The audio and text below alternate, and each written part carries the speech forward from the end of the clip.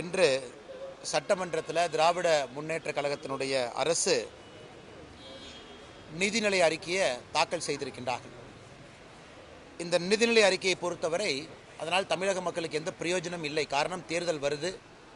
தேர்தல் வந்த பிறகு, புதிய ஆட்சி வந்த பிறகு மறுபடியும் அவங்க நிதிநிலை அறிக்கை போடுவாங்க. எந்த பிரயோஜனம் இல்லை என்றாலும் கூட கடந்த 4 ஆண்டுகளில் திராவிட முன்னேற்ற கழகம் எந்த அளவுக்கு பாதையை கடந்து வந்திருக்கின்றார்கள் என்பது வெட்ட வெளிச்சமாக இந்த நிதிநிலை அறிக்கையில் பார்க்கலாம். முதல்ல ஆரம்பிக்கணும்னா, நடந்து முடிந்த ஃபினான்ஷியல் இயர் 2025-26 முடிஞ்சிருக்கு. இன்னைக்கு வரைக்கும் நம்முடைய கடன் என்பது 9,29,000 கோடி, 9,29,000 crore, 9,29,000 கோடி. அடுத்த ஆண்டு 2026-27 அடுத்த ஃபினான்ஷியல் இயர் முடியும் பொழுது மொத்த கடன் என்பது 10,62,000 கோடிக்கு போயிருக்கும். அப்போ ஒரே ஆண்டில் திராவிட முன்னேற்ற கழகத்தினுடைய அரசை பொறுத்தவரை இதை சமாளிக்கணும் அப்படின்னா 1,33,000 கோடி கடனை ப்ரொஜெக்ட் பண்ணுறாங்க. ஒரே ஆண்டில் 1,33,000 கோடி கடன் வாங்கணும். இந்த நிதிநிலை அறிக்கையில் தமிழகம் 10 லட்சம் கோடி ரூபாய் கடனை தாண்டி 10,62,000 கோடிக்கு போயிருக்கும். ஒரு ஆட்சி இருக்குன்னா கடனை குறைக்கணும்.